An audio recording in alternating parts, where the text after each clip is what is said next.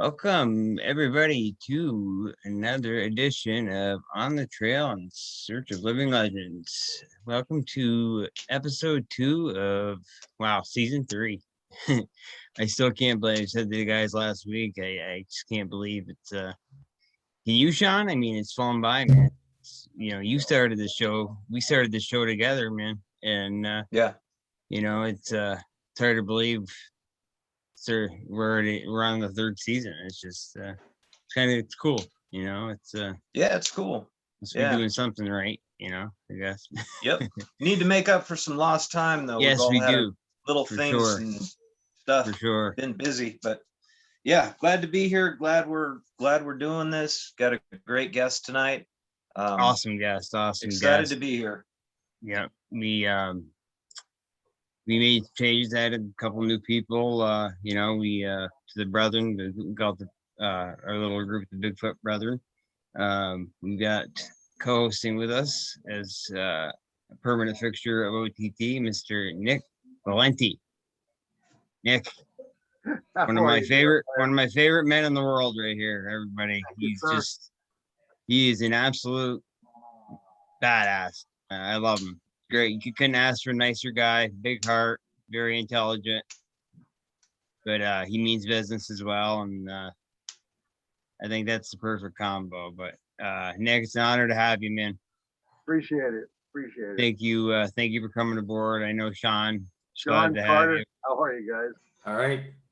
Good, man. But and like I said before, Mr. Shawn Wilson, also who started the show together many moons ago.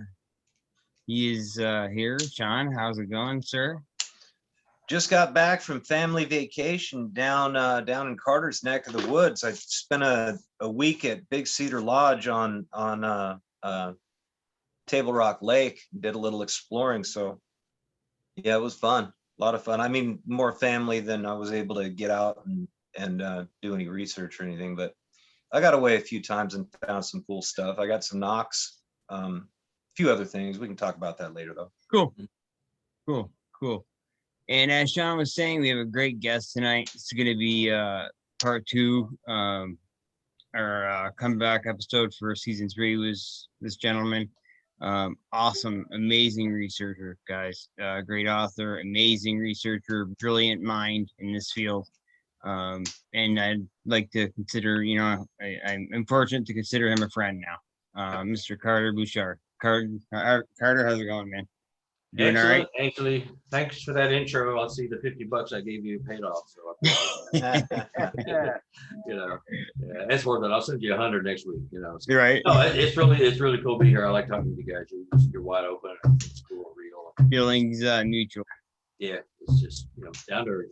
This is it. Yeah, we're not the judgy types. We just want to hear from everybody. There's plenty of that to go around. And it's nice to have not have that sometimes. I mean, everybody is judged whether you want it or not. But it's nice to not feel judged. Right. So it's okay. Shawn and I we've always said back and forth to each other.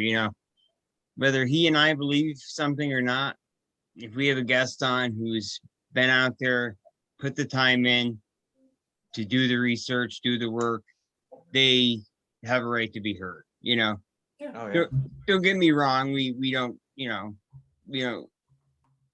we keep it within a limit, but you know what I'm trying to say, Yeah. So you're out there doing. I mean, nobody knows everything about these guys.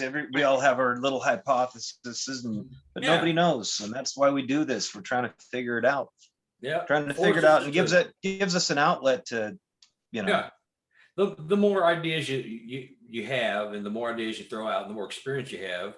That if everyone's communicating, is not worried about their egos, then you're going to get somewhere. And and I think that's what makes us so makes this work is that we have a bunch of guys. This group here, for example, I don't see one big ego in the group. I'd like to think we each have our own, areas of specialties. We all learn from each other. I know I learn from you guys every day, and I'm not afraid to admit you know, well, there are people out there, you know, here's what it is. This is what it is. What it's always been. Blah blah blah. Well, wanted to mention to Carter that since the last time we were all on, I know you were asking me if I have ever read your books, and I hadn't. But my feelings about getting all the different branches together. Well, I like to talk the talk, but I walk the walk also. So what I did was the very next day, Carter, I opened up a Facebook group called the Quad Coalition of Sciences. And that involves zoology, archaeology, anthropology. It also involves cryptozoology, UFOlogy, and paranormal, the paranormal realm also. And I guess it's starting to take off a little bit. I got a bit over 100 members so far, but I'm going to tell you, it's really burdened me actually, and my admins. I have like 10 admins on there, 10 really special people. what's it called, Nick? It's called the Quad, QUAD, Coalition of Sciences. And anyway, I have like, myself plus 10 other admins, and we are kept busy because it's not just, I run the North American Dogman Project Region 3 and also the international one, but it's just not Dogman and his cousins anymore. It's Sasquatch, it's Mothman, it's Frogman, Owlman, it's Bigfoot, it's everything cryptozoology.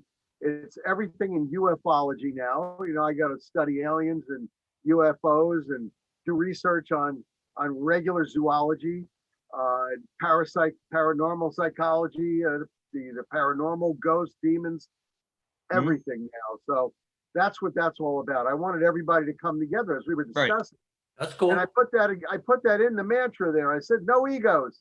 Throw it out, people. We need to cooperate. Right. Well, if you can't get seasoned, smart people, scientists, educated people, professors, whatever they are, if you can't get them to cooperate, then us little scavengers will have no luck, because we're fighting really terribly right now in the Bigfoot communities. Oh my God. I know. Animosity is palpable. It's ridiculous. It's just like, God, am I 12 years old again? Yeah, don't answer. Right.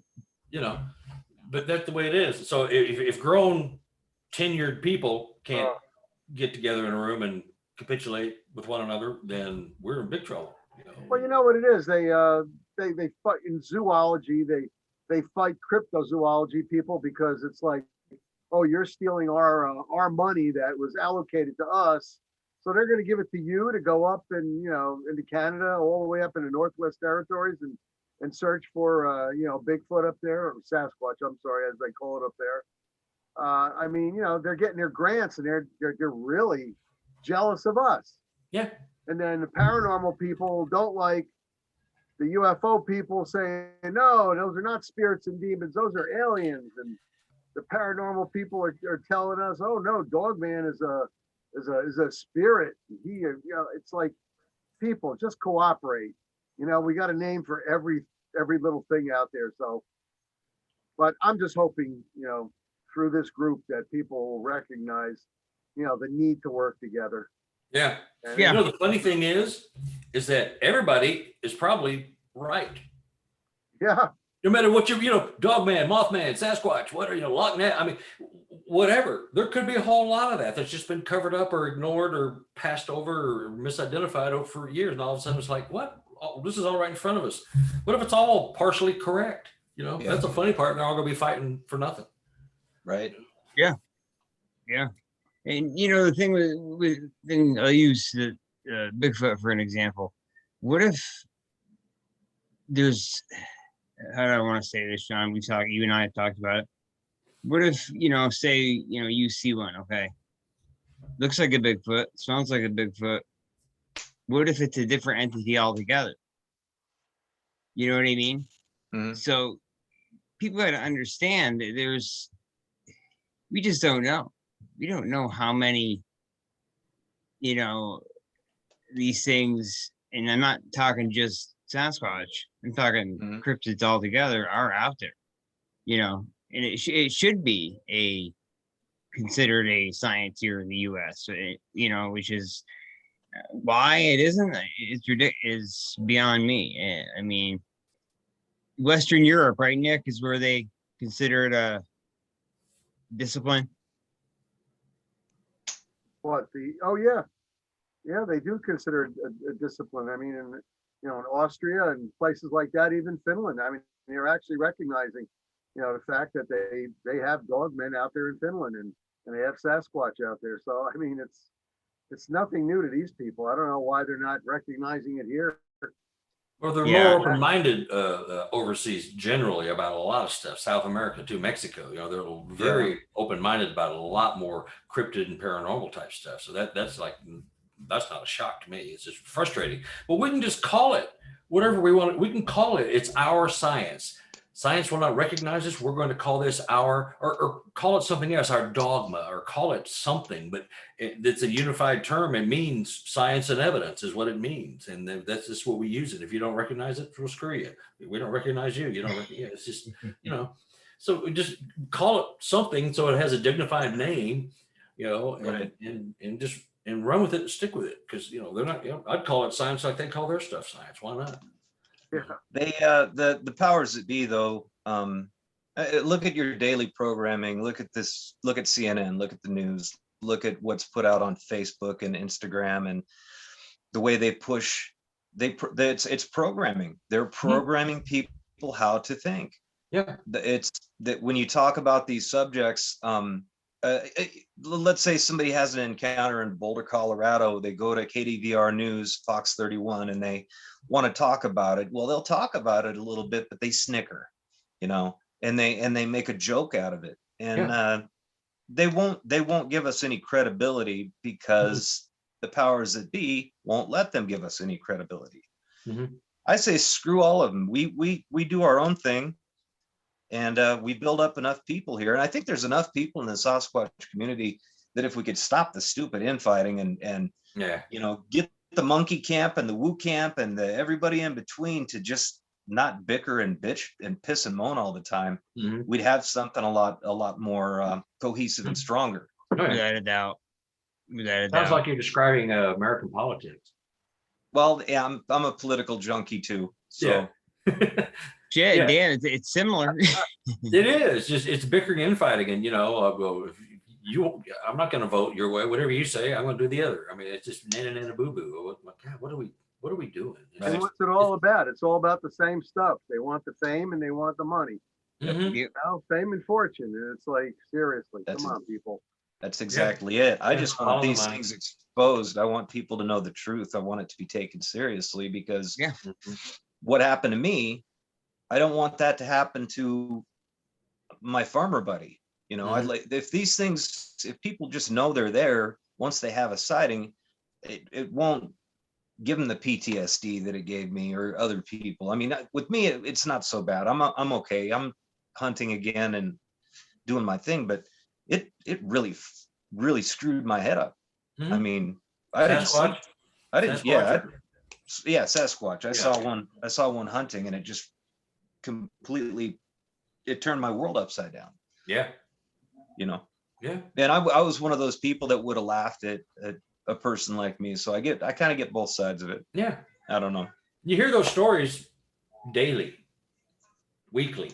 Oh yeah, I would have just laughed at you until it happened to me. I've heard that. I've done 300 or 400 interviews and I've heard that a couple hundred times.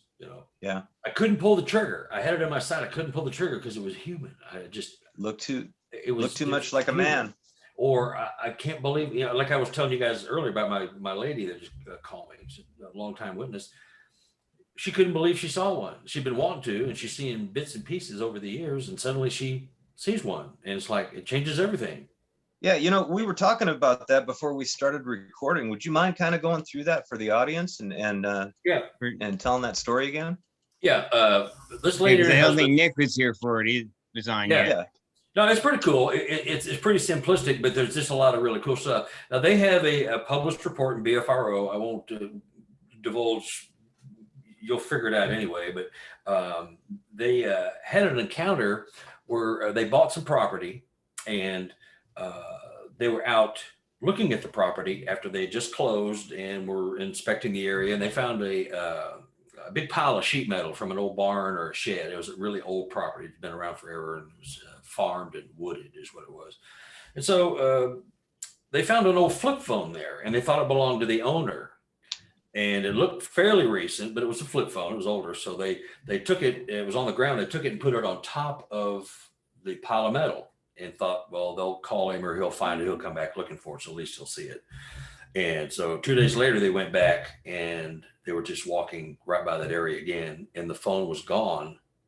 It was back exactly where they put it.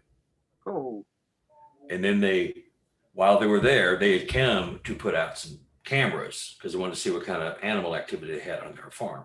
So they planted a couple of cameras and said, we'll come back in a couple of days. And they put the phone back on top of the sheet metal. 2 days later, phone is right back where it was. Nothing on the camera. So I'm telling you this because this is one of the first times they realized they were in something unique. So they've had a lot of partial sightings, sounds, rock clacking, structures, footprints, all this. She calls me, what is today? Thursday, she called me Tuesday. Oh my God, I just saw one. It walked out from behind a bush and showed itself to me. I mean, it just exposed itself. It wanted me to see it. I said, yes, it did.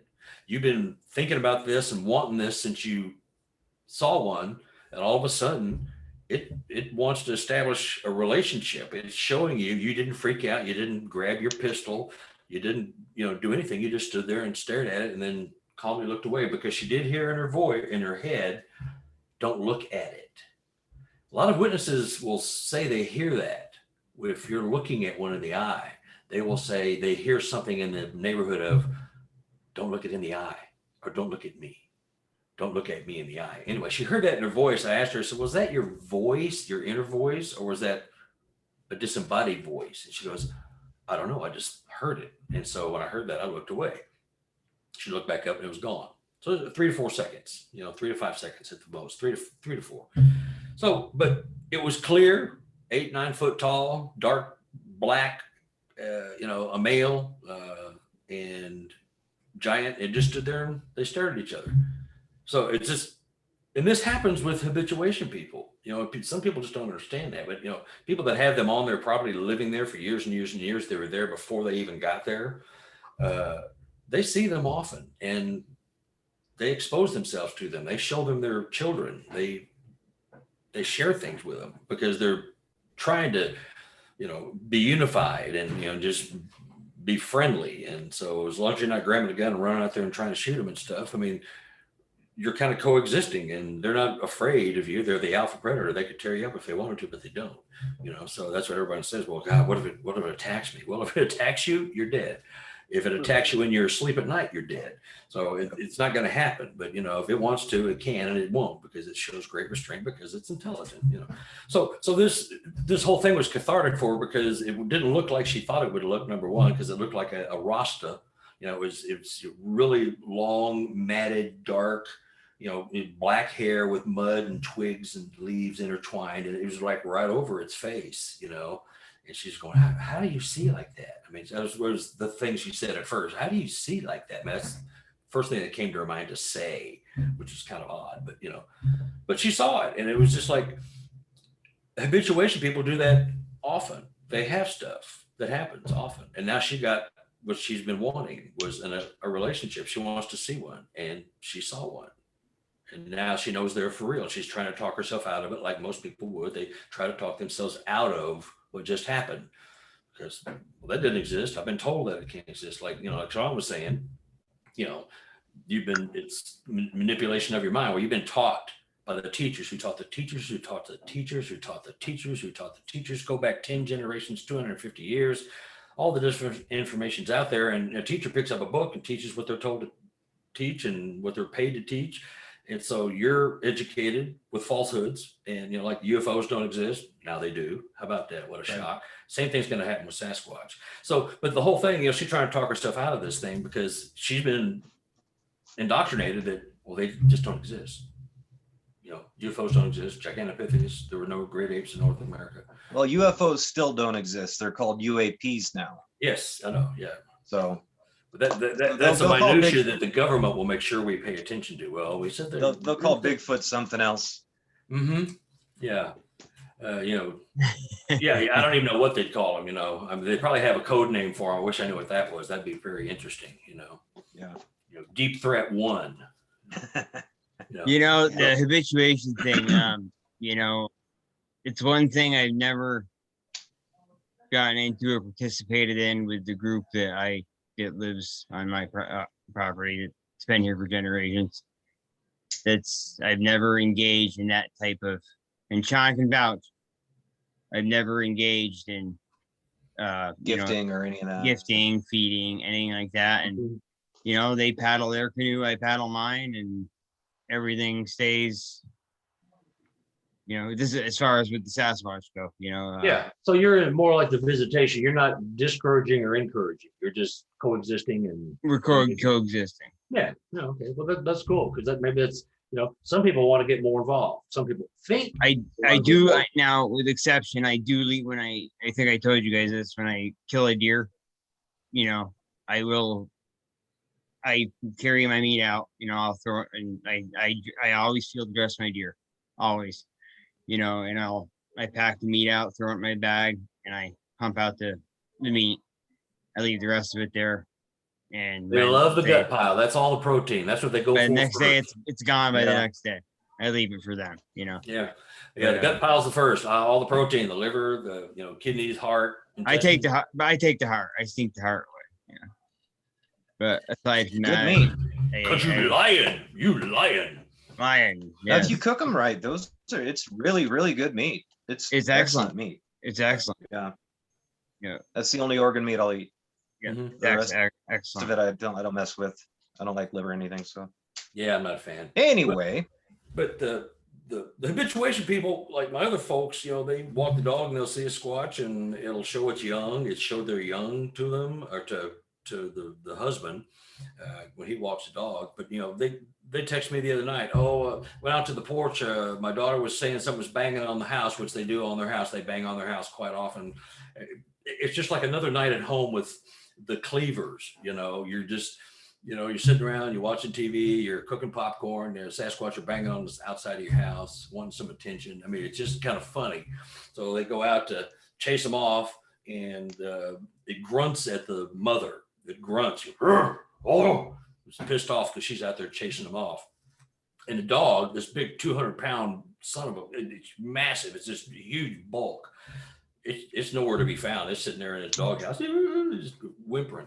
So, but that's another night. That's, they just texted me because we had just spoken. She texted me the very next, the night of the day we talked and told me, oh yeah, by the way, this just happened last night after we talked. It's kind of, it's everyday stuff. And they forget to tell you, but they're living with them like Jeremiah is. You're living there and you do your thing, and they're not encouraging. They've done a few gifting things. They've allowed me to do some gifting. I've left some mirrors. They have done a couple things. They let me do. They let me leave mirrors and some fruit. And one of the mirrors did disappear, and I put them up with picture hanging wire, not string. I put it up with some really good heavy duty picture wire, so you would have to break the branch, and the branch was broken and the wire is gone, so is the mirror. So imagine a Sasquatch seeing its reflection unobstructed for the first time ever. May not like it, Never thought about that. Yeah, a long time connection with Native Americans. When Native Americans and the white man first got involved and they were taking their pictures, they did not like the camera. It steals your soul. According to the Native Americans from way, way back, and they may still feel that way to some degree. But if Sasquatch and Native Americans had a symbiotic relationship, which we all pretty much are certain, or it's quite conceivable they did, then maybe some of that lore or superstition was passed along because they were interacting, with one another.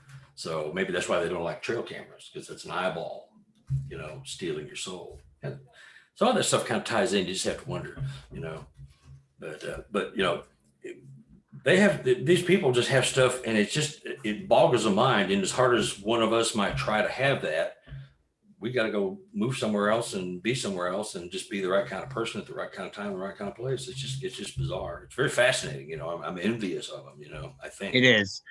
You know, Yeah.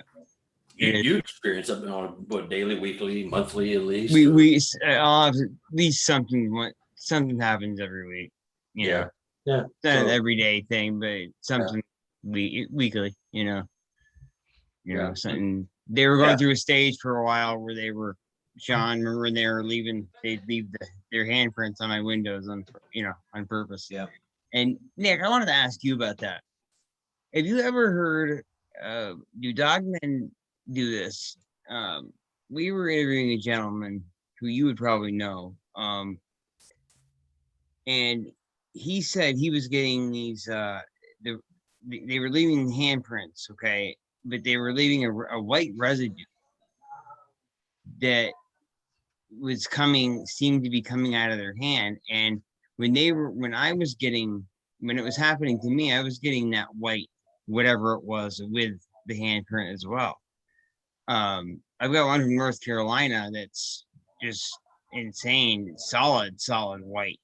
I mean, and you can tell it ain't a human hand, 3 times the size of mine, shaped totally different. Now, what the hell is that white shit? Basically, let me back up a little bit. Doesn't have a lot to do with what you're saying, but Okay. I just want to get something across. Dogman and Sasquatch are totally 2 different personalities.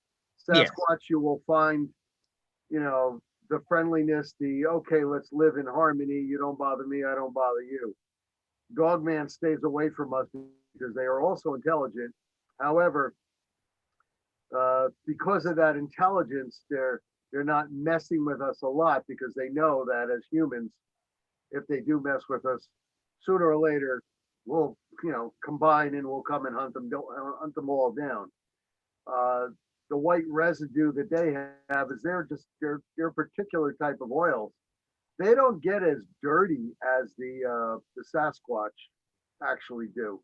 I mean, some Sasquatch are purported to have like an armored skin, which is because they roll in the mud and then they roll in rocks and everything. Okay.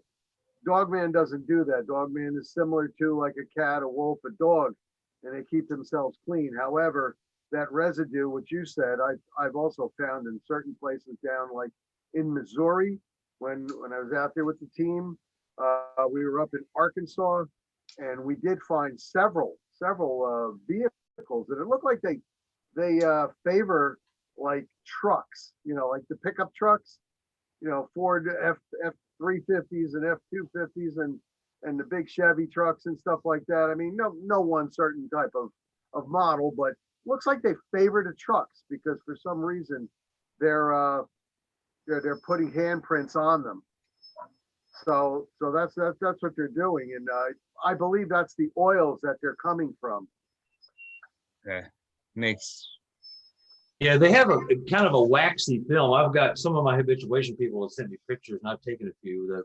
Handprints on the windows of a mobile home and on a truck and on a motorcycle, a fender, and it's got kind of a waxy. It looks waxy. It's not like oily. It's almost a little bit of a solid.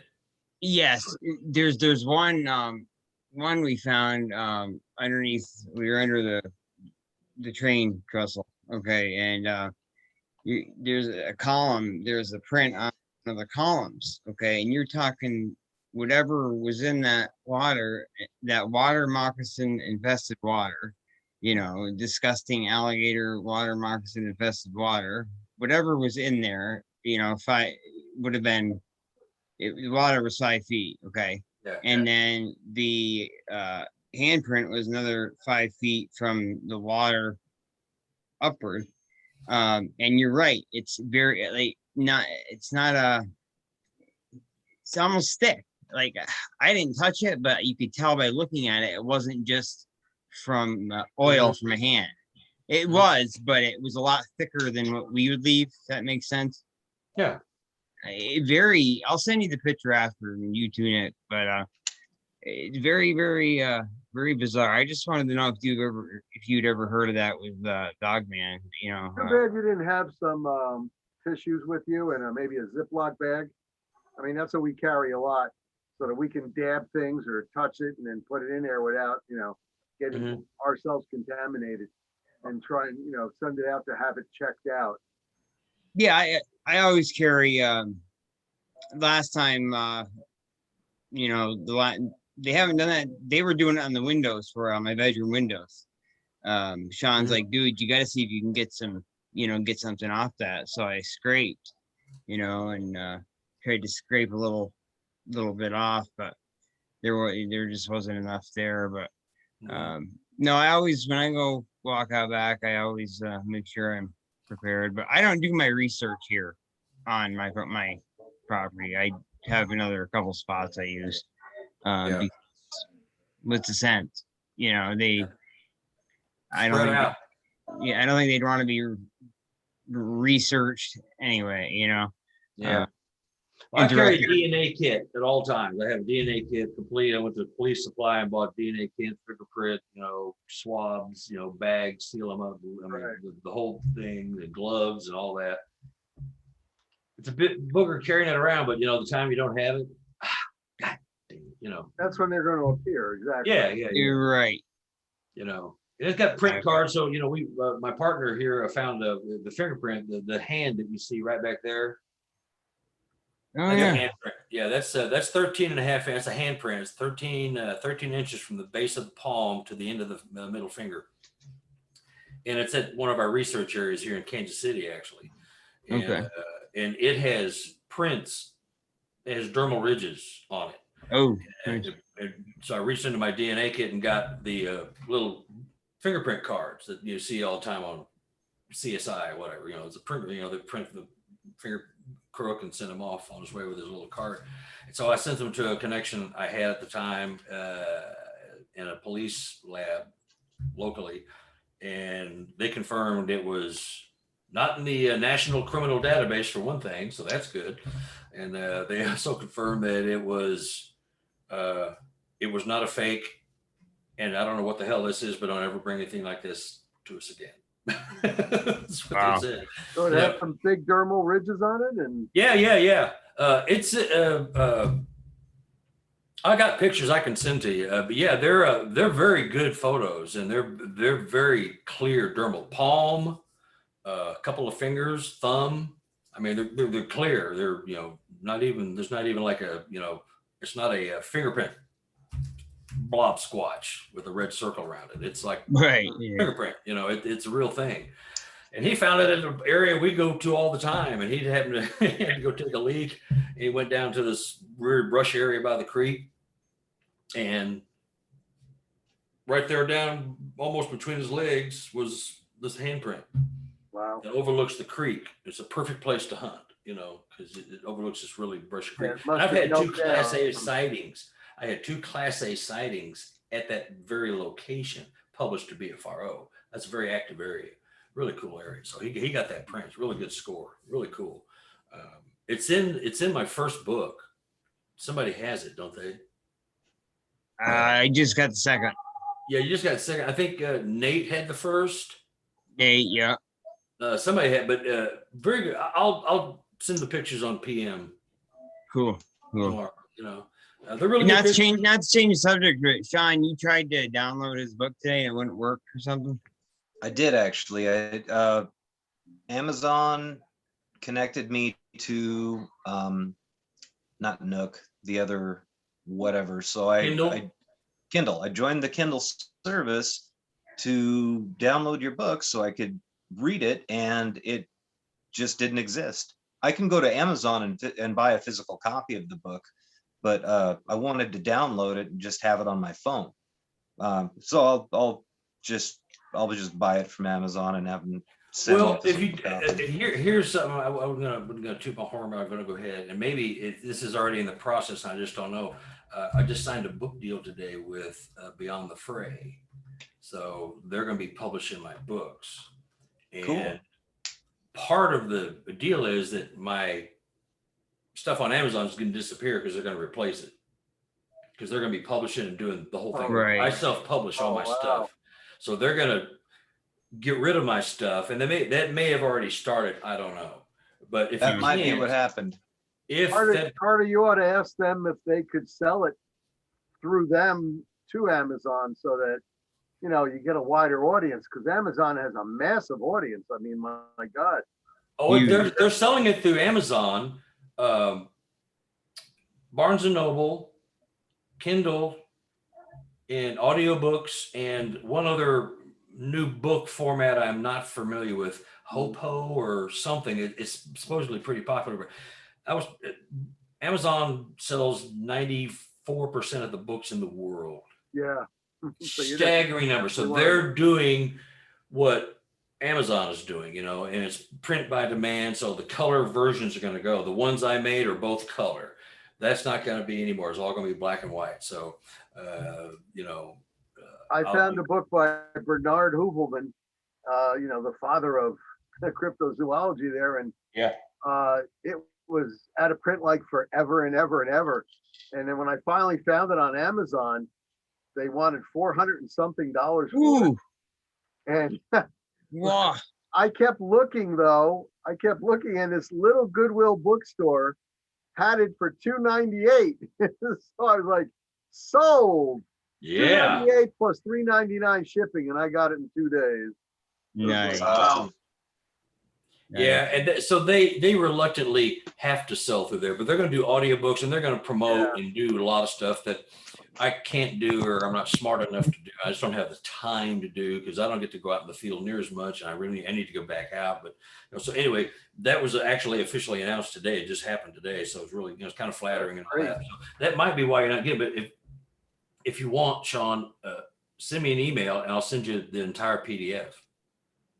Oh, cool. Yeah, I will. Absolutely. And thank you for that. Rather than pay for it, because that might be what's going on, unless you just joined and there's a glitch, which is Possibly. not common. Well, try it one more time, and if not, send me your email. You got mine, right? Someone. Yes, I do. And if it's in the audiobooks, I can. It's I not can an. It's definitely not an download- Amazon Audio. Beyond the Phrase is Okay. going to do audio. Okay. They don't have. I don't have it in there. And the reason I sell the color books myself is because they want way too much money, you know, for a color Sasquatch book. I don't care how pretty it is. Nobody wants to pay $35 for a paperback. You know, it's just. Yeah. And that would be me making $4. I don't care about the money. I mean, you know, it's a losing proposition anyway. I'm just trying to get the word out, you know, Exactly. Right. about all the really weird stuff that people are telling me. And That's it, Nick. I sent it to you too, I Carter. got The it, hand. yeah. The hand. Yeah. Huh? I just sent it to you on Messenger. The hand. Oh, hand okay. print. Something you guys are talking about in the beginning, I'd like to jump back to it. You know, with Carter, I guess your wife, she can't come to grips with it. A lot of people, and I interview a lot of people per week. I speak on a telephone with people just calling up all the time. I get emails, I get, you know, Facebook messages. And I really have to say, 75% of these people that have seen, I mean, I'm just throwing a number out there of what I'm compiling. They are deniers. I mean, they've had an encounter, they've seen it, and they're deniers. Now, Jeremiah, you probably know about my encounter that I had, and I don't deny it at all. But did I tell you about the one where there's a lady who used to live 900 feet from me to the west? And she called me up at 6:30 in the morning. Did I tell you about that? Where she went out to walk her dog and she had a encounter. Thought you did last week, but yeah, you did. But All right. Shawn, you got to tell it, Shawn. Well, Yeah. Let her Shawn, rip. this lady, first of all, she's from Colorado. She was brought up on a ranch by her dad. Her dad and mom wanted more children, but they only had the one girl, so he poured everything into her. Taught her how to shoot a rifle, pistol, hunt with a gun, hunt with a bow. I mean, she went bear hunting. She's been out there. She's done it all. What I'm trying to say is, I mean, this girl is really not afraid of too much. She went on, got a high education, became an attorney, moved to New Jersey, got married. Her husband died in a car accident. She got into the political scene here. I'm just giving background because it's very important about the mindset here. Here is a strong woman. I mean, she's 5'10", strong, right? Physically strong, mentally, she has skills. She let her little dog, which weighed all of 5 pounds, out every morning at about 20 minutes after 6, because she's a politician. Well, she was a politician in Somerset County, New Jersey. And she let the dog out, and the dog goes out to go do its business. And she goes out there to watch it. And this happened in 2019. And like I said, it's 6:20 in the morning. The dog comes racing back and blows right by her. Doesn't stop like it normally does. Right by her, went right into the house. And she hears a deep growl. She looks and she sees a dog. No mistaking it. I mean, she didn't know what it was. She put her cell phone up and flashed at it twice. And she did that just not to take a picture, but she did it in order to gain the time to get back in, because she figured she'd startle whatever it was. You know, if it was a bear, if it was anything. She actually took 2 pictures. She called me up 10 minutes later at 6:30. She locked the back door, got her shotgun out, called me up, and said, and she didn't know I was into anything with the NADP or anything at the time. She knew I was law enforcement, paramilitary, and she wanted assistance. So I went over there, and I was loaded for bear just in case. You know, I don't know what it is. I was thinking black bear, you know, because we do have it in this area. And she showed me her phone. She showed me the cell phone, and I saw the 2 pictures as bright as day. And it looked similar to what I saw. And on the tree where she had told me where she saw it, it was right behind, there were claw marks on that tree. And what I'm trying to get at is, here is a highly educated woman, a highly trained woman who moved, you know, well, more than halfway across the country. In 3 days, she was gone. She was in Florida. I asked her, I said, listen, can you send me those pictures? She promised to send me the pictures. Wouldn't do it. She did not want me to say anything in any form, any shape, or anyhow, her name and what happened to her, because she was involved in a political scene that would destroy her politically. Yeah. Oh, yeah. But the thing is, she couldn't believe what she saw. I spoke to her brother, and I spoke to her, well, I guess you would call it her brother-in-law and sister-in-law from her, you know, former husband, who came to her house to pack her stuff up.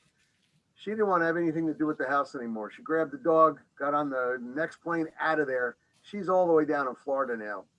She cannot. Right in Skunk Ape Central. Yeah, I know. Now she's going to bump into something like that, right? Well, from what I understand, she's in, oh, damn. It's right up near Daytona. So she's not down South Florida, but she's up there right near Daytona Beach. Mm-hmm. And I've spoken to, like I said, her you know, her brother, her brother-in-law, sister-in-law, and they just said, listen, she doesn't want to contact you. She doesn't want to know nothing. She's not sending you the pictures now, even though she said she was. She just did not want to get ruined politically, but she cannot come to grips with it. I saw a sister-in-law about a month ago, and I asked her how she was doing, the lady, and she says she's doing okay, but when they go down to visit her every once in a while, because they live here in New Jersey, you know, they kind of remind her of what happened, and they'll pull her aside and they'll talk, and she does not want to come to grips with it. She says, no, it didn't happen. Yet it's in her phone. It's in her cell phone. Yeah. I mean, that would have been the best thing I could have ever been able to publish and put out, you know, and it was clear. It was clear. What type variants was it? Could you tell? I saw 3. 3. Variant 3. Ugh. I mean, it was a monstrous big sucker, and you could see it from the head, you know, and it was like, wow. I mean, I went back there. I brought a couple of the guys that I have that work with me on the team, and we searched the area. And I'm going to tell you, the claw marks were something else to behold. They're just amazing. And I got to tell you though, not to take up the show because it should be Carter's show, but I'm just getting at the psychology of this thing where people want to deny it.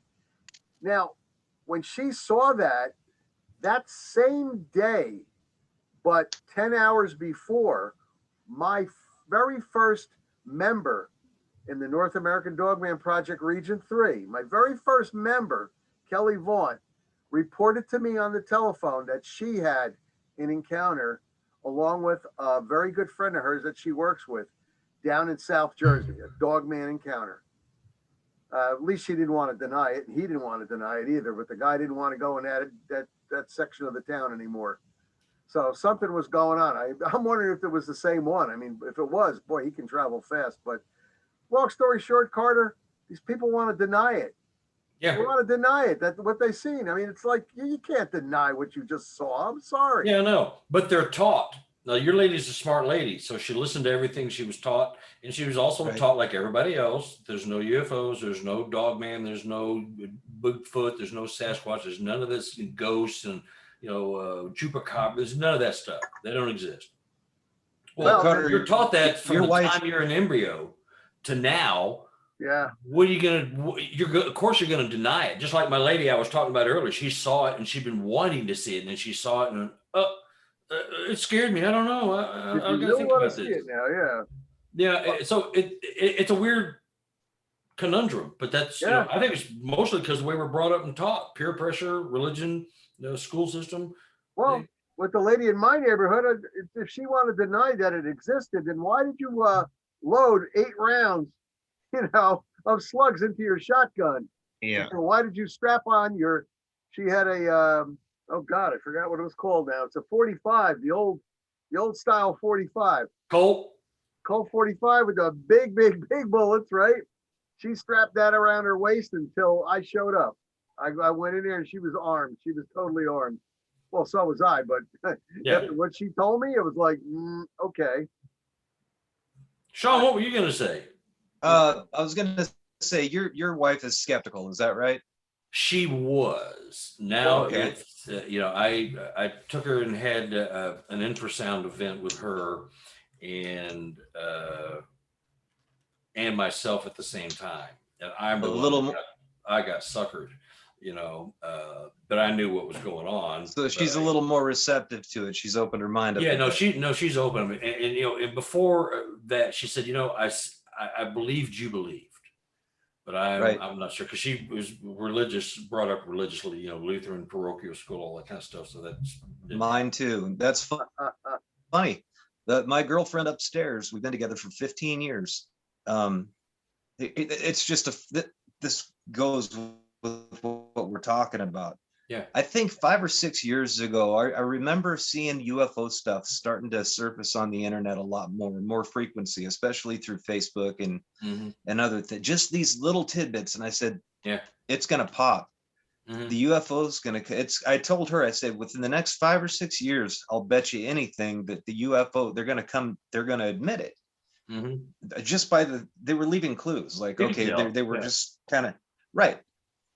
Now that I even showed her the Tucker Carlson show where he's talking to a general about it, these UAPs or whatever, and she's still, even though they're admitting it, the Navy admits it, she still won't she can't wrap her head around it. but why is that? She doesn't believe Bigfoot. She believes I believe, but she just, I don't know. It drives me. Is she taught that?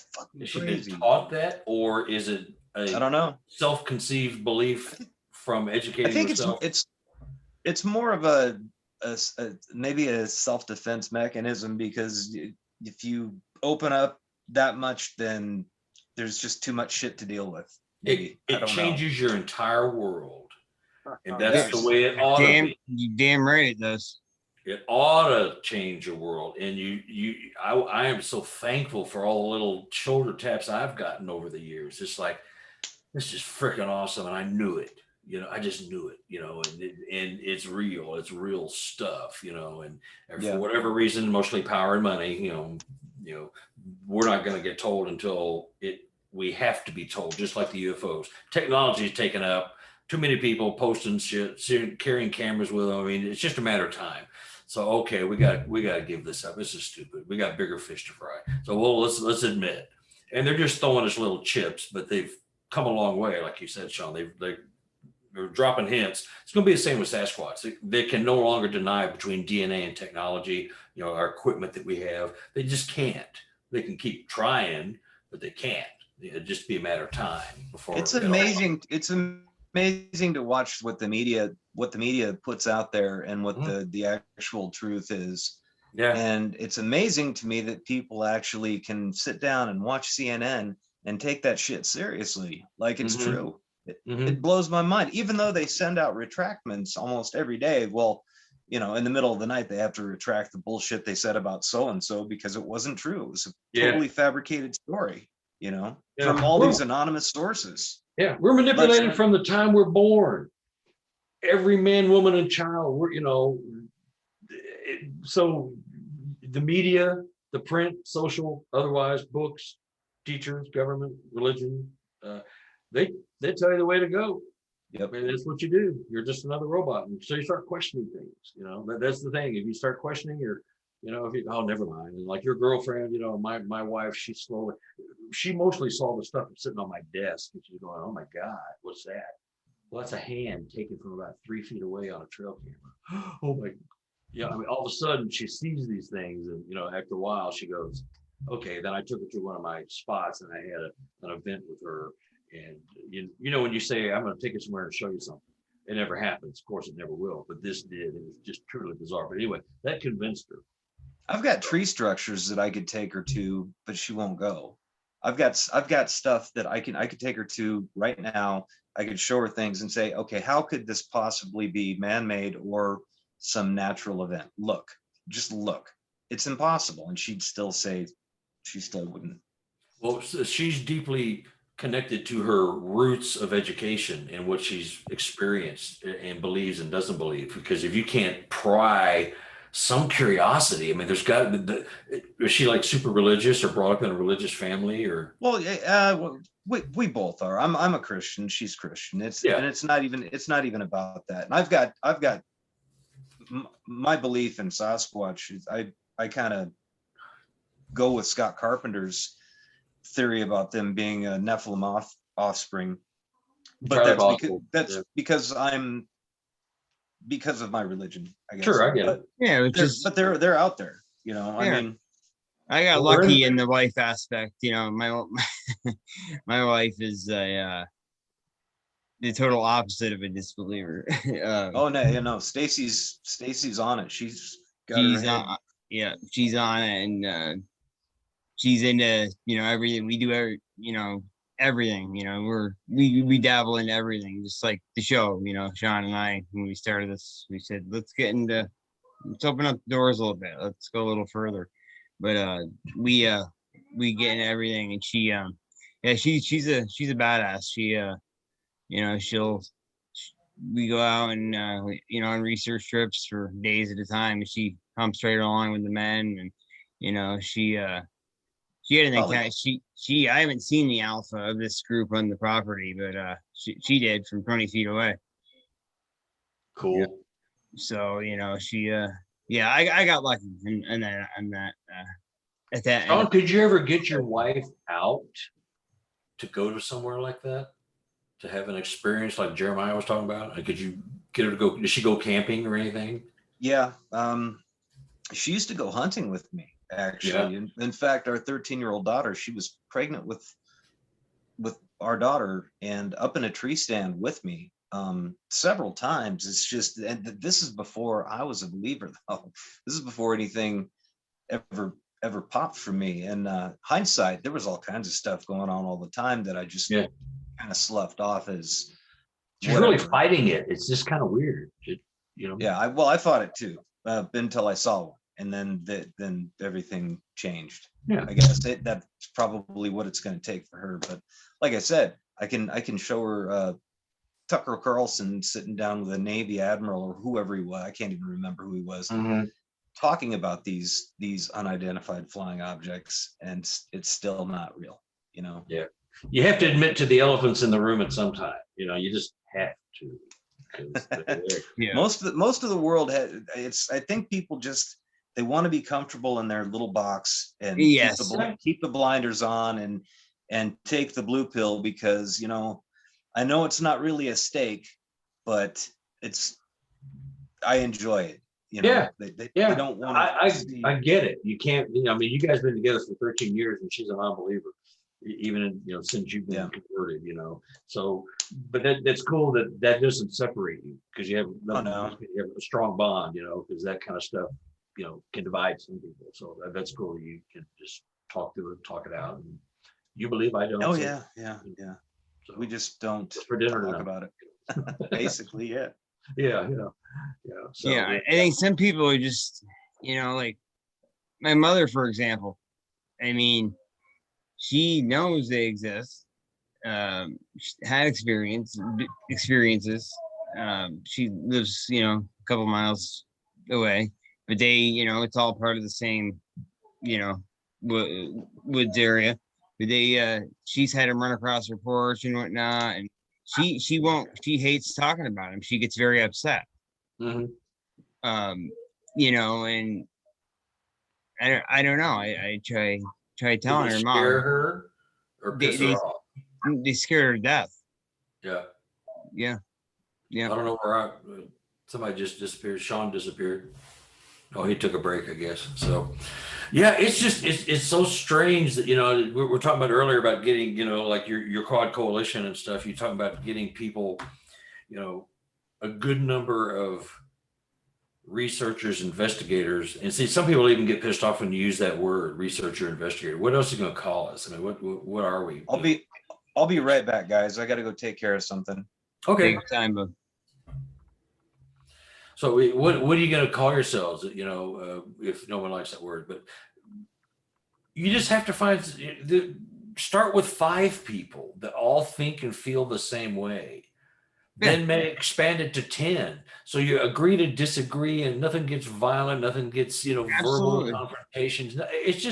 It's so stupid. And, you know, the government and the forestry service and all those people that know really what's going on, they love watching all our dissent. I guarantee you they watch all the snarky crap going on Facebook and all the other groups. I mean, they love that, because it's just like the UFO, you know, stuff, and it just fed disinformation, and we don't even have to worry about that, because these Squatch guys are killing themselves off. It's just hilarious. We'll just sit back and enjoy and smoke a cigar, you know. Well, it takes all the heat off of them. Yeah. No, I does. mean, you know how it is. So like in Hollywood, you got one star that did something bad, so he's the big deal for the whole week, and then suddenly somebody else does something, and then they're the big deal. So the whole deal is that the more we put things out there, you know, the more the heat is off the government. The government doesn't have to explain it for another little while. Yeah, because they just watch us self-destruct, you know. I kind of feel that within the next 3 years, they're going to be coming out with it much more. They have to, you know. It's just too I'm much. gonna be right there, you know.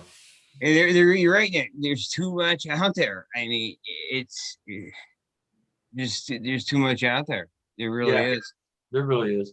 You know, It's really exciting, you know, and it's you know, and there's slow periods, and you know, I guess I'm kind of spoiled because, you know, a lot of the habituation people I don't hear from sometimes unless I reach out, but you know, they got lives, they get busy, and it's not that unique for them to have day to day, week to week, like you, Jeremiah. It's not that big a deal, and so you don't even talk about it because, well, yeah, it happened last week, it'll happen next week, it'll happen the week after, you know. I mean, it just, I'm just envious. It's so awesome, you know, but they are coexisting with, you know, the habituation folks, you know, and they trust me enough to share that stuff with me, you know, and it's pretty cool, you know. I think maybe the reason, you know, some of that, you know, I think maybe they are a little bit psychic and do know that, oh, that's one of those investigator guys. He's probably got a camera hidden in his glasses.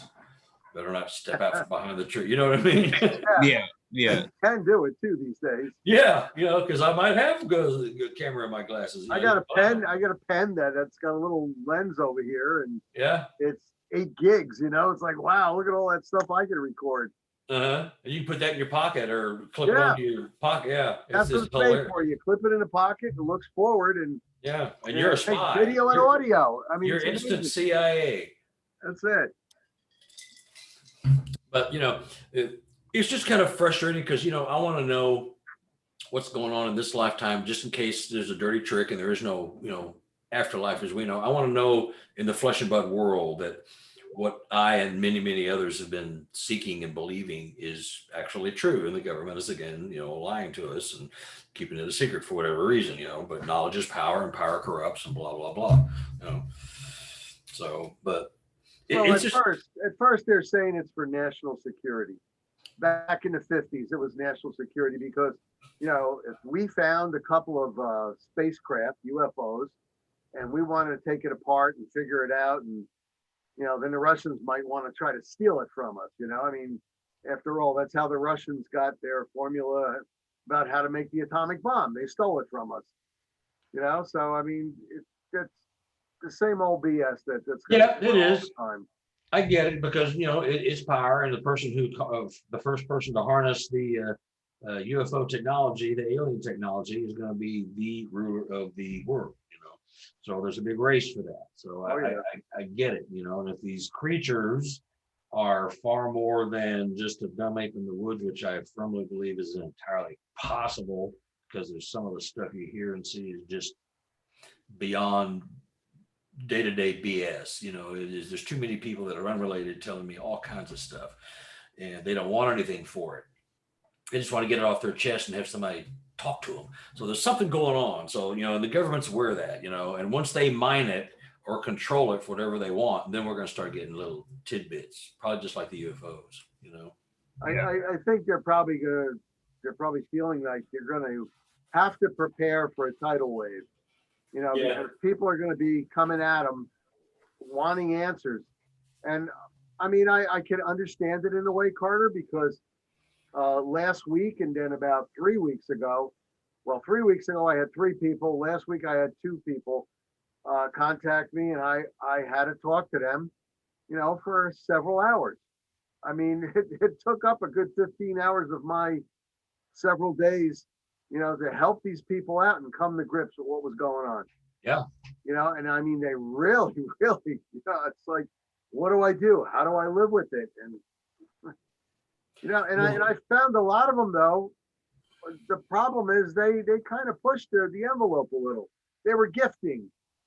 So, you can't expect something without something back, yeah, there's backlash without a reaction. There is. I know this area, one of the areas I research. It's a very, unless you know somebody, no one that lives in that little area is going to talk to you. Luckily, I had a connection. Anyway, I went to school with this kid who inherited. I think I might have told you at Carter. You haven't heard this story. You guys might have. He inherited the house from his grandmother, and he used to bust my balls. Hey Jay, see Sasquatch today, just playing around. He was a friend. Yeah. He'd bust my nuts. Well, anyway, skeptic extraordinaire, But well, anyway, his grandmother passed, and he inherited the house. Well, I get a phone call one day, and he's, Jeremiah, can you stop down here, please? I said, why? What's going on? And he's like, just stop down. So I sat down. I walked in the house. I took one look at him. I said, you saw one, didn't you? And 'cause his grandmother would talk about them, Yeah. Well, anyway, come to find out, he hadn't spoken to his dad in a long time. Come to find out, after I went and talked to his father, his grandmother had been feeding this family group of Sasquatch for 30 years. So when she passed away, they went cold turkey. They got off, they had to stop, their treats went bye-bye. Oh, Mhm.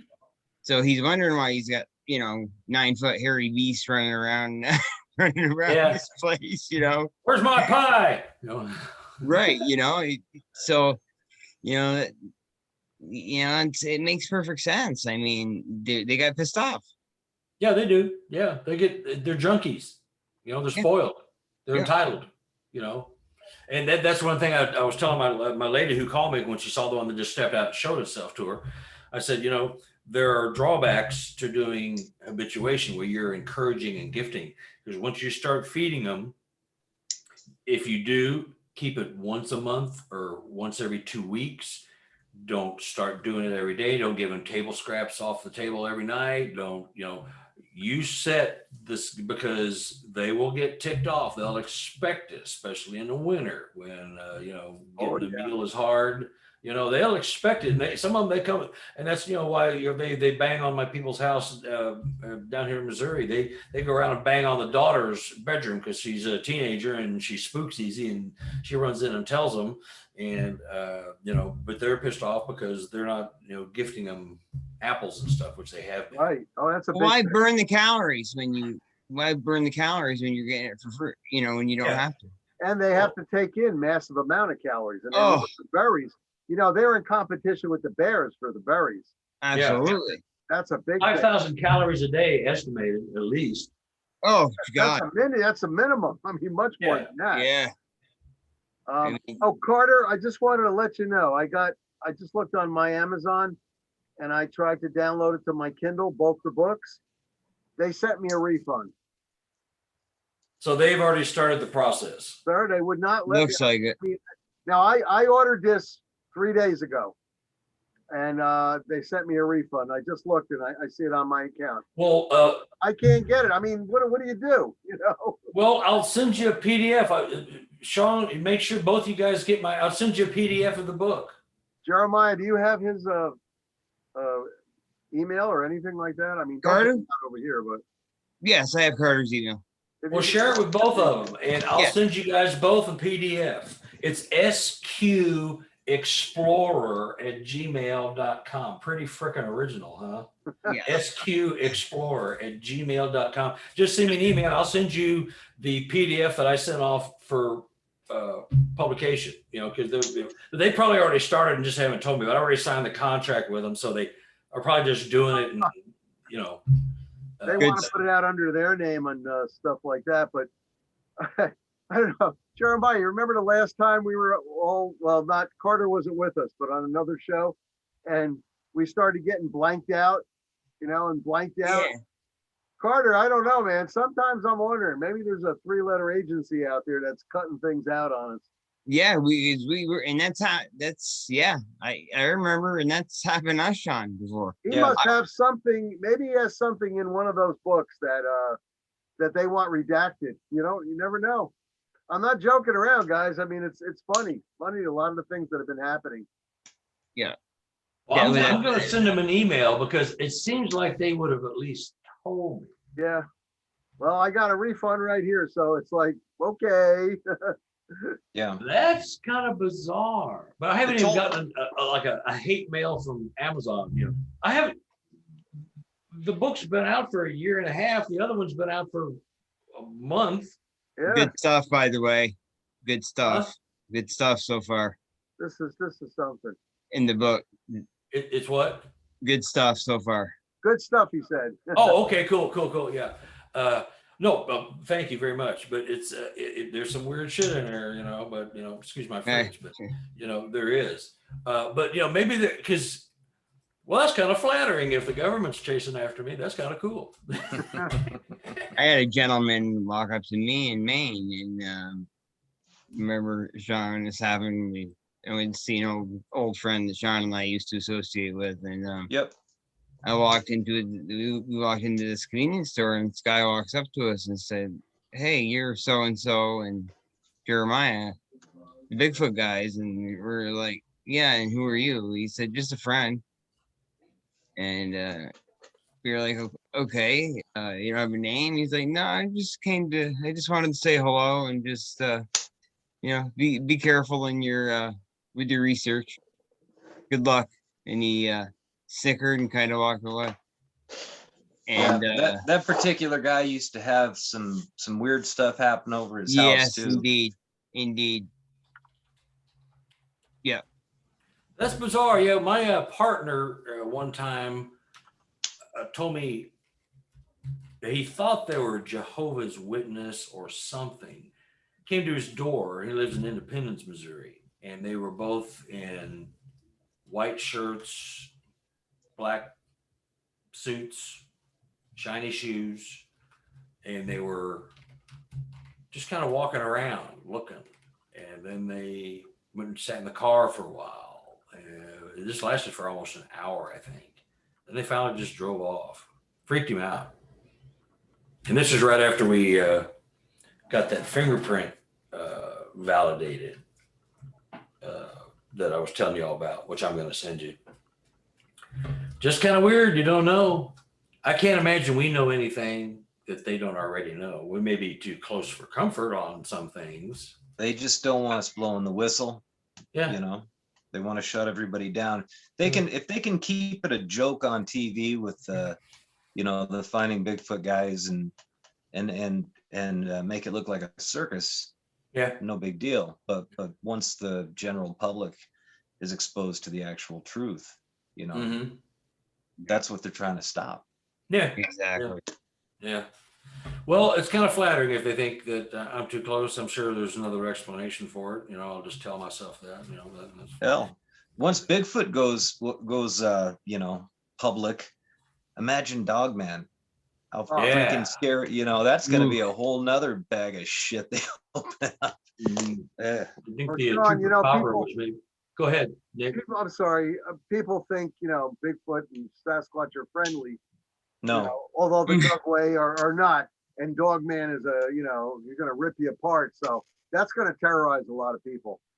yeah, I had one of Yeah. my members in the NADP that I was just discussing stuff with yesterday through Facebook Messenger, and she is like totally freaked out that they exist. They even exist. I mean, she Yeah, wants to know. She wants to know, but she doesn't, and she's Mhm. scared. I think they're portrayed as vicious. I'm talking about Sasquatch, are portrayed as vicious and snarling. Yeah. And so that's everybody's preconception. I mean, most They can be. They can be. but most Yeah. encounters are not of that ilk. No, They're right, not. right.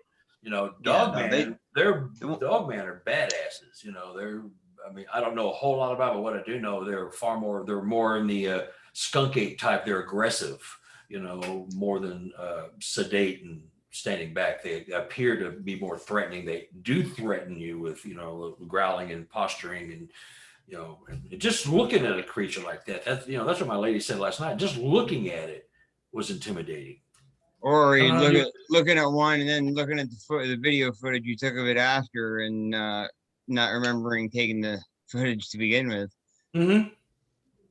That so many things they could do to you.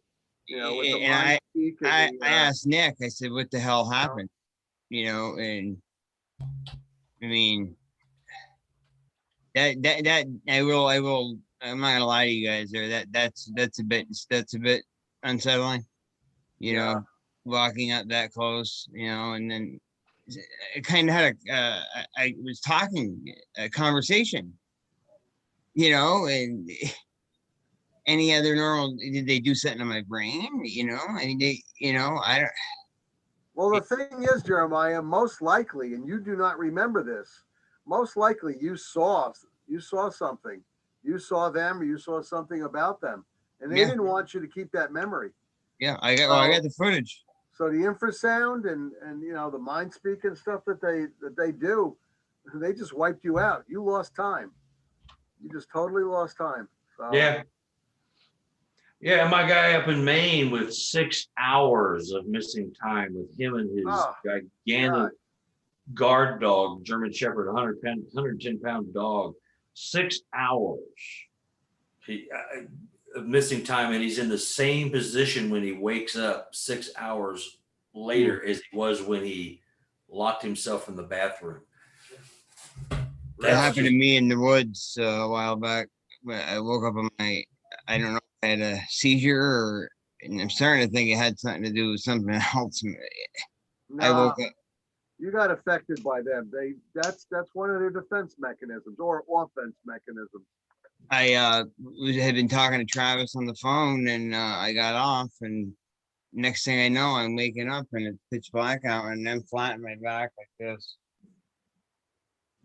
And my stepson finally, I could see his light coming, and he said, "You know how long you've been missing?" And I said, "An hour." He said, 4.5 hours. And I couldn't believe it. 4.5 hours. I couldn't Wow. believe it. I mean, One way to find out, get hypnotized. yeah, it's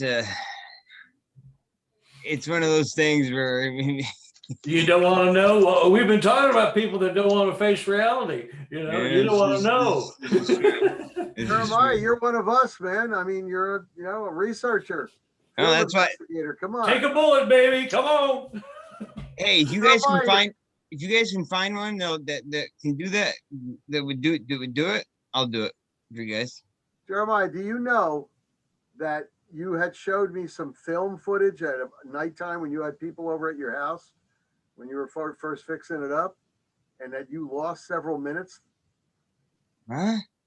I have some film that you sent me of at your house, at your back door, and you were walking out there, and then you lost several minutes. Yes, I know which one you're talking about. Yeah. Yes, and is that the one where you can actually see the silhouette of one kind of brush me? Yeah, exactly. That's the one. I mean, That's they're one. just messing with you for some odd reason. I don't know. I know. But you know what? When it seems like when the Sasquatch came back for the summer and the spring, the Dogman activity kind of died, or they didn't die. I think they're still around, but they're not as active as they were. You know, I don't know. I don't know. It's just a theory. But No, I I think don't know. I think they moved away. They don't play well together. Sasquatch and Dogman. They do not. Yeah, right. No. Competing for the same territory. I mean, this group of Sasquatch has been here long before I was born.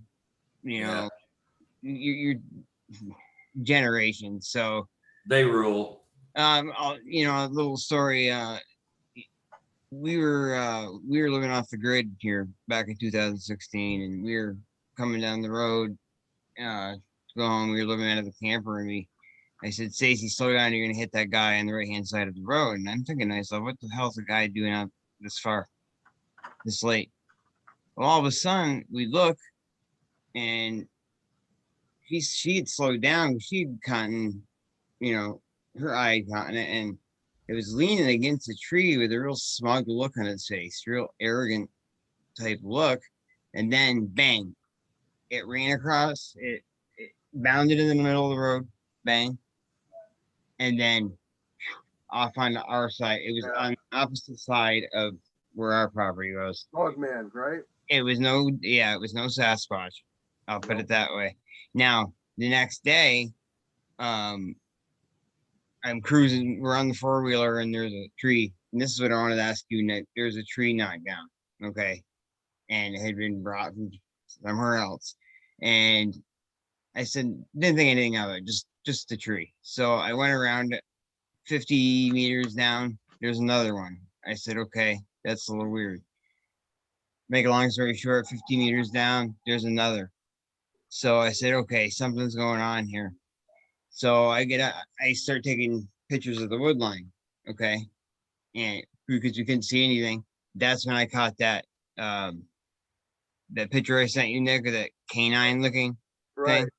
right. Shawn, you've seen that picture. Yeah. That canine, and Nick, you said you blew it up, right? And it's definitely That's a Dogman, yeah. yeah. Not a Sasquatch. No, no. Well, the next day, one of the guys called. I'd sent the picture to a couple of the guys. Scotty Ortego, actually. He said, "Get out of there now." And I said, why? He said, just go back to the camper. Went back and he said, analyze that picture. And that's when I saw, said, Stacy, we were 30 feet away from that thing. We didn't even friggin' realize it. And the next day, Nick, it looked like World War III had went on because shit was torn apart in that little area where it had been standing, almost like the Sasquatches had said, okay, well, you want to come on to come into our territory? We'll show you, we'll teach you a little lesson. And we never, I mean, I don't know, man. It's just a very weird, bizarre situation. Now, the trees, was that done by the Sasquatch to tell us don't come down this far today, or was it done by the Dogman to slow us down? Well, In your opinion? In my opinion, if there's two things going on here. Number one, if there was a turf war between the two, the Sasquatch could have been warning you to stay away. Yeah. Because Sasquatch are notorious for chucking, tree limbs that are, phenomenally heavy. However, and I should back up a second. All the research I've done shows that, Dogman is not into, chucking the trees down and everything. However, they are strong enough. I mean, 650 pounds of raw muscle. They are strong enough to rip down a tree.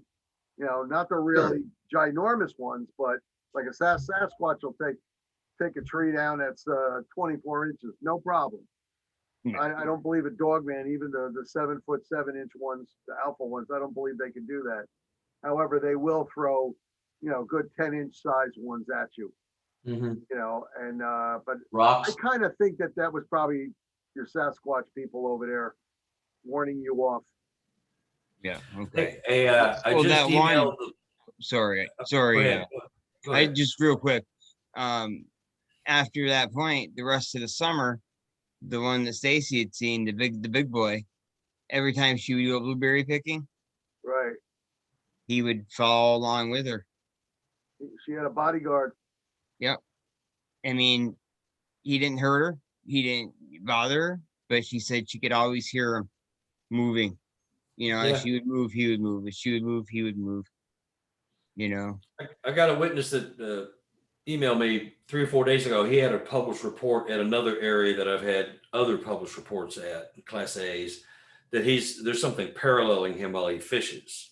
Now, there's a conservation area down here where a lot of people fish, and there's a lot of carp, and they don't like the carp. So when they catch the carp, they hate catching them because they don't like cooking them and cleaning them to cook because their bones are all in the meat. They're just, anyway. So they toss them behind this big row of bushes along the side of the lake. It's a small lake, and the Sasquatch go over there and take the fish.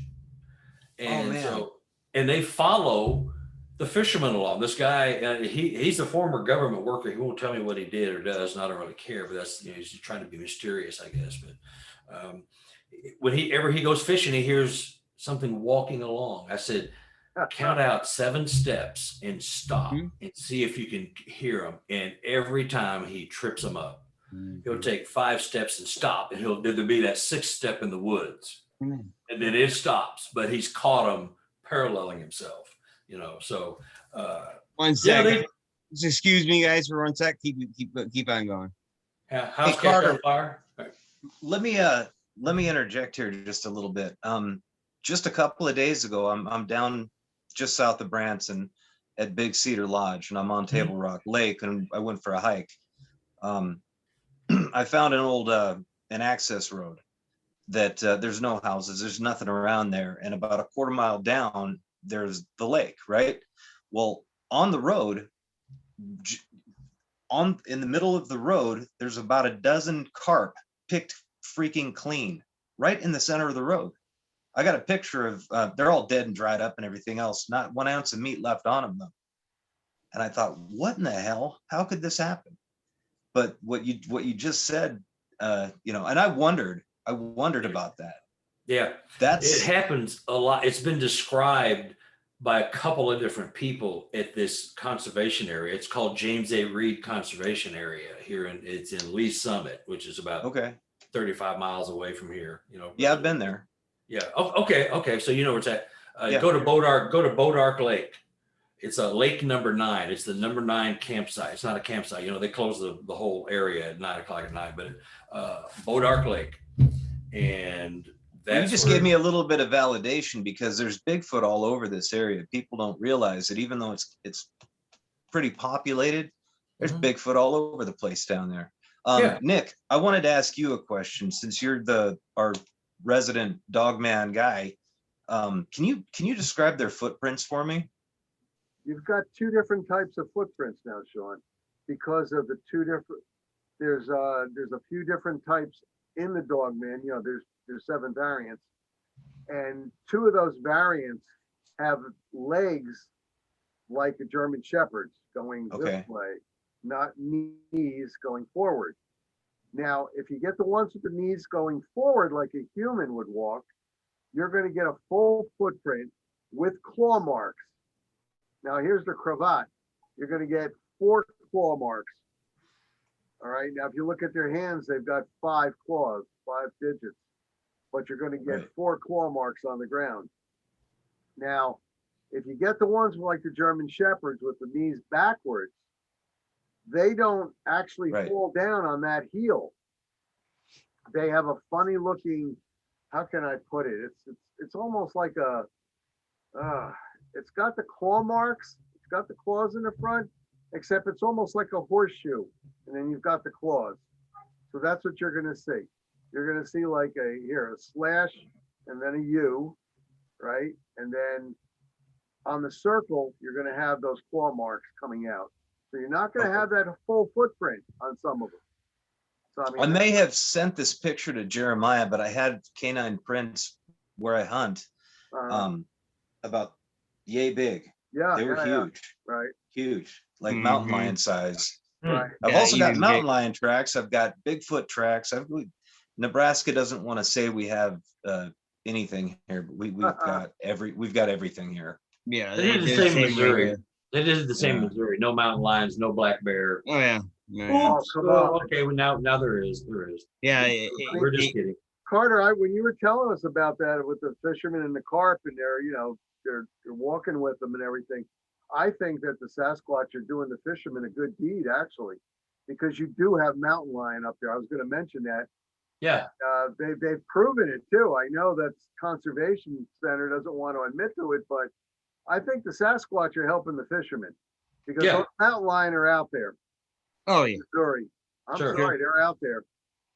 Yeah. But being the alpha predator, they get most of the fish. I had a bird watcher watch a Sasquatch for 30 minutes at the exact same spot. Wow. And he watched it, and he was an amateur ornithologist. He was like a geek for bird watching. And I did a town hall meeting here, me and my partner, about 2 years ago, maybe 3, I can't remember. And he came and spoke, and he is like all over it. When he called in his report, he gave me the binocular dimensions in the field and the range and the scope. I mean, he gave me all the technical. I'm going, wait a minute, I'm just an old hippie. Slow down, man. But he watched one walking in the woods behind where everybody throws the fish, bending down, picking him up, eating and throw them, and he could see some of the times that they were eating them, but he watched it, and it's a known thing. I mean, a lot of people know about that, and they avoid it. A lot of people know about it, and they go there because of that, because they want to see one. Carter, did he mention anything about them possibly tucking some of those fish away? To maybe take back to the roost? No, he hasn't mentioned anything about that, and I thought about that, but they can carry him back off. The woods are pretty deep and thick. There's a lot of underbrush, a lot of thorny crap in there, so it'd be real easy to get away. He does find glyphs, little twigs arranged on the ground, on a bare piece of ground, in some type of structure, triangular, interwoven a little bit, that they're placed where you would have to see them, and it's just a weird thing. And he thinks he's developing some kind of communication with particular ones Right. there, because he almost every time he goes fishing, he has something following him. He does the same thing. He fishes for bass and crappie, and that's it. Everything else, if it's a crappie or a gar or a carp, throws it out. You know, it's pretty funny. So yeah, and see, and Shawn, you found 5 or 6 of them right in the middle. You know, raccoons won't do that. They won't like leave them in a trail like that. Well, yeah, and no, this was in the middle of an access road, and the high power line cutouts. Yeah, This was an access road for a high power line cutout. well, they travel the power lines. You know, Right. Absolutely. So that's why I was on it. I wanted to, that's exactly why I went down it. And it had to be a quarter mile away from the lake though, and there were at least a dozen dead fish. But they were picked clean. And how did they get from the lake? No fisherman's going to take a bunch of carp that he doesn't want anyway no, and walk a quarter mile up through the woods to the road and just leave them in the middle of the road. I think that they must have must have been a few of them, grabbed them all up and took them up there and sat down and ate. yeah, and they could see somebody coming. You know, the only possible alternative explanation would be a human who did think he wanted them, decided he didn't, and dumped them out of the truck. This is why I said I ain't cleaning that shit. Right, but there's no that access road doesn't take you to the lake in any way, shape, or form. Yeah. You would have had to hike through, like you said, that thick underbrush, the thorny shit. That's all the way down to the lake from there. Yeah, so it's not logically possible. So I mean, it's possible, but not logical. So that I always try to find explanations. I try to shoot holes in my own theories, so I'm not like tooting my horn all the time, because I try to find a way to, you know, because I don't want to just be blowing out hot air. You know. Let me ask you two questions. Yeah. Carter and Nick. Shawn and I know a gentleman who's a real great guy. Nick, you'll meet him eventually in the show. All right. He's ex-military, ex-law enforcement. He lives about 15 miles away, and we feel we share the same family. Just for different reasons I'll get into later. Anyway, he had, how many chickens was it, Shawn? 26? A whole bunch. His chicken coop was opened up. A chicken coop he specifically designed that you need a hand to turn it, open it. You know what I mean? You need a hand to open it. Okay. And opposable thumbs. Well, he comes home one day and 26 chickens are scattered all over the field, not eaten, but they were sucked dry, right, Shawn? They weren't eaten at all, right? Yeah. Now, does that sound like something a dogman would do? That? No, not at all. But it baffles me, because what the hell would do that? And if you could see, the coop. I mean, I can see like I know a fisher will do stuff like that, But like I said, to get into this pen, the way, you need a hand, and Exactly. And we think a human. I mean, devil worshippers. Somebody must have been messing with him, because you know what? First of all, a dog man wouldn't be able to do that. He would have ripped the whole thing apart. And second of all, the dog man is going to rip open the internal parts and eat the heart and the liver, and the kidneys and everything. He's not then that those are blood. They know where to go for it. It's natural instinct. I mean, I'm pretty sure that's how he told us, was that the blood was drank. I could be mistaken. I'll get any more detail. Call him tonight, actually, and get please. The story. But that would be 26 of them. 26. Yeah, that's what I'm thinking. It's kind of odd. 26. I mean, you could think, 1, 2, 3 maybe, but somebody is really trying to pull a big joke for 26 if it's a joke, because that's Chupacabra. nah. I guess. Well, I'm just But I yeah, mean, it is bizarre. it This is. is in It's very New York State. Huh? This is New York State. 15 minutes down the road from me. Mm. He's a great guy. You'd love him. He's he was in Beirut when all that stuff happened there. He law enforcement when he, retired from the military. He just retired from the sheriff's department here. Just a great guy. I Shawn know knows it's him. gross, but did he take any pictures of it? It We would be interesting to look at the wounds. yeah, Very interesting. I do have some pictures. He's got a picture I'd like you to look at that I have. Up close. I mean, up close to the neck of several of them. You got to compare at least 4 or 5. I don't think pattern. he yeah. See, I don't think that sort of thing was Yeah. done. But if I can go back to the trail cam thing for 1 second, how we were talking earlier, there's something up with trail cams. Okay. Now he sent me a picture and it was trail cam footage. Now, here's the weird thing. Shawn, how far away would you say that picture snapped off at? You know the one I'm talking about with the two. You can see the red one and you can see the brown one. Squad. Too far for them to make it go off. I was gonna say 40 yards, 50 yards. You think that's all? Maybe. Okay. I'd have to see the picture. I'd have to see Yeah. the picture again. Anyway, in my opinion, it's too far for them. In the picture, you see a red juvenile to the left, and then you see a brown one to the right, and it's carrying something in its right arm. And you look at this something that it's carrying, and it sure as hell looks like a skull.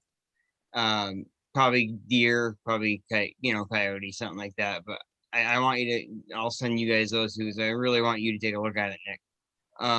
Really want you to take a look at it. Right.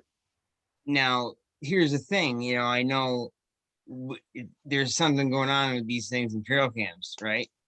Now, if they were too far away for the trail cam to snap a picture of them, is it possible that there was another one that maybe threw something at the trail cam trying to destroy it, and that's what caused it to go off? I don't know. So that's kind of. I'm just looking for answers. It's nice to have new people to take a look at this stuff. The trail cams have been for the longest time now. They've been inadequate as far as getting film of Dogman and Sasquatch, Right. the like. And there's a reason, because even when they're inactive, they're still emitting energy. And True. Dogman especially, I'm sorry, let me back that up. Dogman and Sasquatch actually are sensitive to energy. They both use energy in a different way. Mm-hmm. And Yep. they're going to be picking up on these trail cams. And they're just going to go around them, or they're going to destroy them. They're going to smack them with something, Right. whatever. And I got to tell you, I have a lot of friends of mine that put out trail cams, and we're talking about a $129 trail cams that are really good. And they're not picking up a damn thing, and some of them have been destroyed, absolutely been destroyed. And it's really weird when they'll put them up about 20 feet in the air on a tree, a big tree, or maybe hang it from a branch. One of my buddies hung one from a branch about 27 feet off the ground, and just let it dangle there and look down. Destroyed.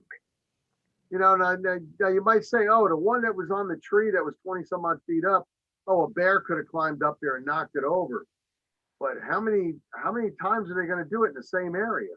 I mean, what did the bear do? Go collecting cams and smacking things? I don't know. I don't know.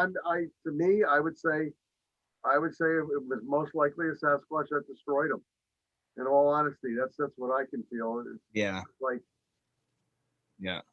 One of the pictures in my book, I have 2 pictures in my book of hands, and one of them was sent to me by a guy who had 3 trail cams up, and he went to check them one morning, and 2 of them were totally destroyed.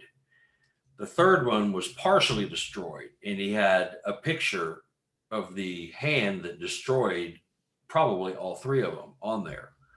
And so it took a picture before it died, is what it did. You know, it got one last camera, one last shot on the SD card. And so it's pretty cool. But that was the story behind it, was, you know, that it something went out and destroyed all of his cameras, and all he was looking for, he had no concept of Squatch. He'd heard about it, but it was like not on his radar. He was looking to see where a good hunting spot was. So he had, you know, 3 cameras triangulated. Here, I got one for you guys that I just recalled, because like I said, my buddies are hunters and they put the cams out. Well, my one friend got sick and tired of having his cams getting destroyed. And as I said to him, I said, if it's a bear climbing up there, there's not too much you're going to be able to do to stop that bear from ripping it out, because a bear's 10 times stronger than a man. He goes, yeah, but if he's holding on with 3 digits, you know, the 2 feet and the one hand, and he's ripping like this, he's going to be able to put a lot less strength into it. What he did was this. He got a solid steel box, 1/4-inch thick steel. He put he had it all molded out so that the cam could be sticking through, except be protected inside the box. What he did was he opened the box, and with 4-inch, 1/2-inch screws, 4 of them, he screwed it right into the tree. And we're talking about a tree that was about, oh God, I'd say about 2.5 feet in circumference. Screwed it right into the tree.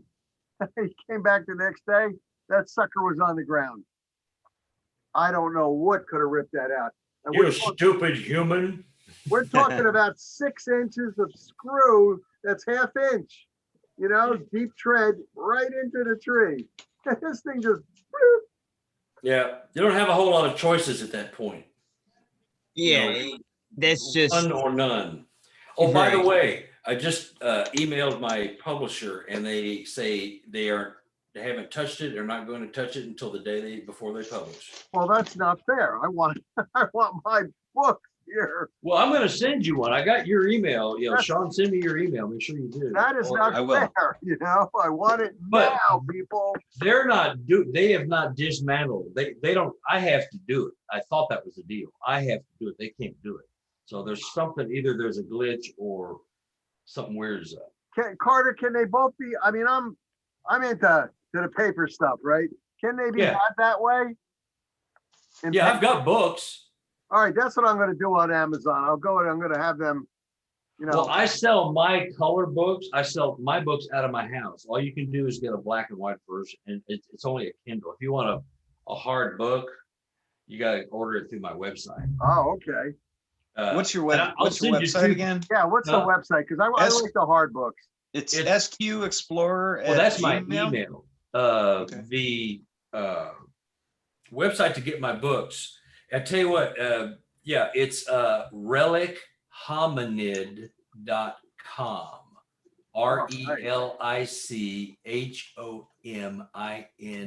RELICHOMINID.com. Got it. And I'll send you both books. I'll cut you a deal on them, but you'll have to pay the full price because I've got this e-commerce link in the thing. But I'll refund some of the money but I'll send you man. if you buy 2 books. But you know, this is the newest one, and this is the first one. They're chock full of some bizarre stuff. And the orange book, it kind of goes from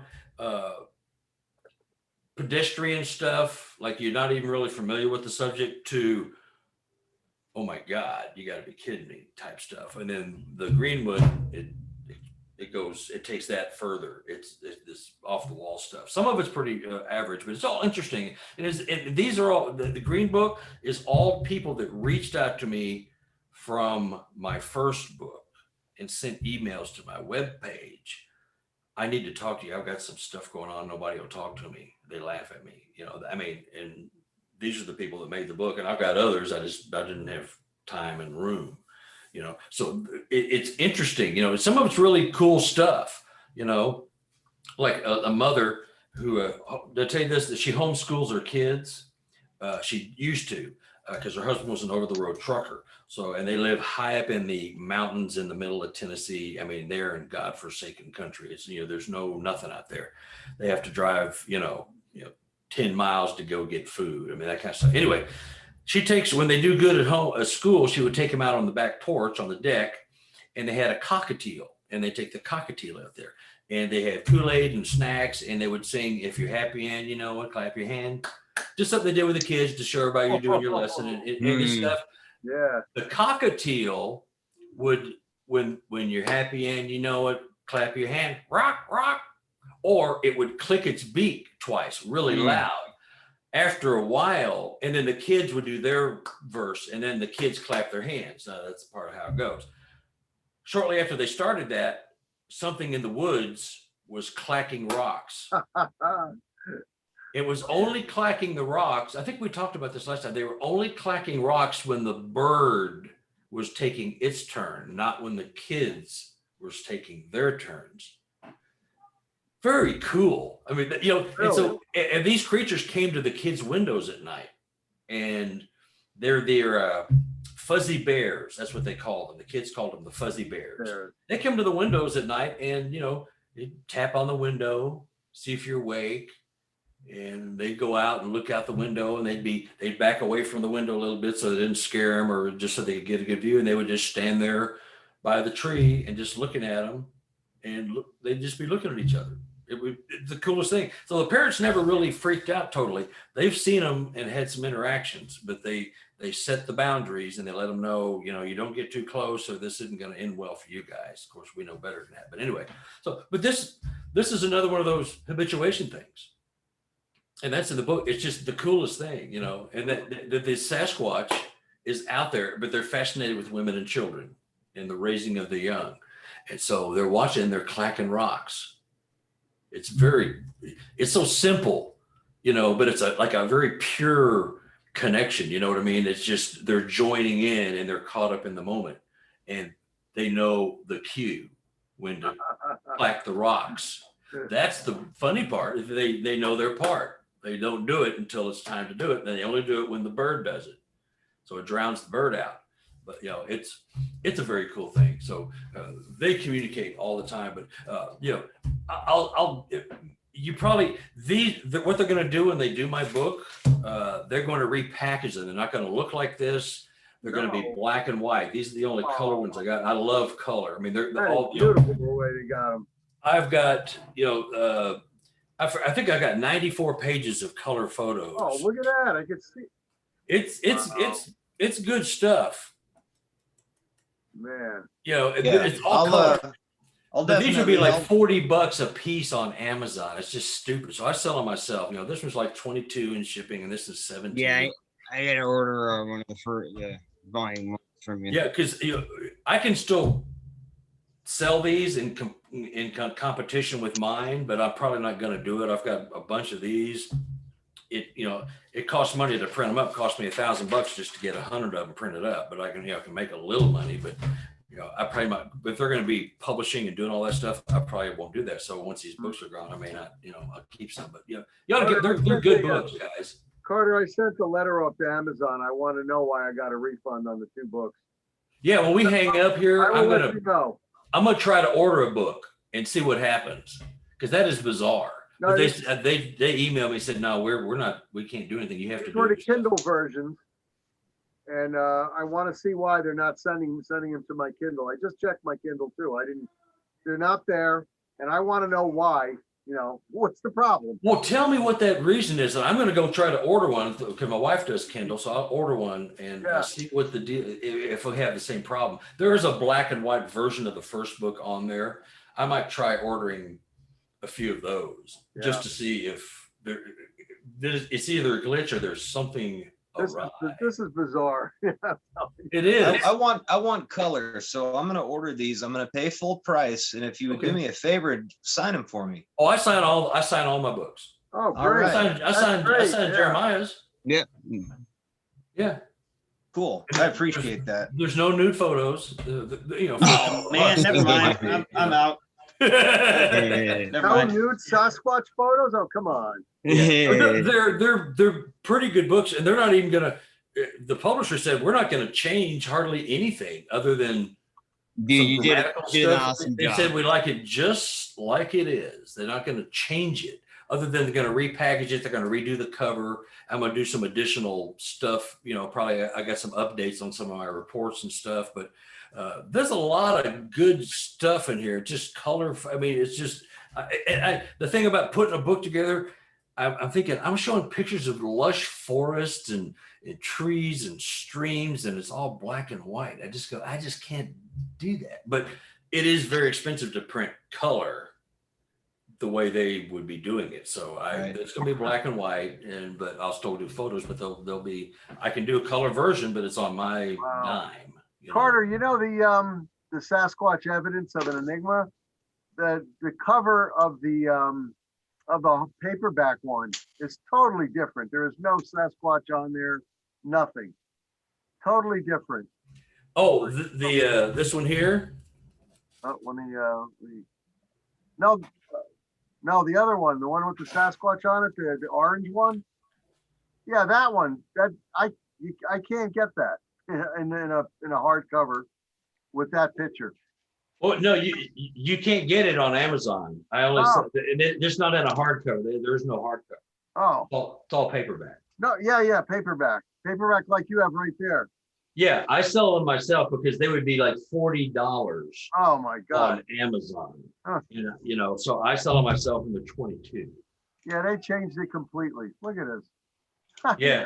That's terrible. Yeah, well, they said because we don't want you to compete with your own self. Well, you don't want me to compete with you, you know.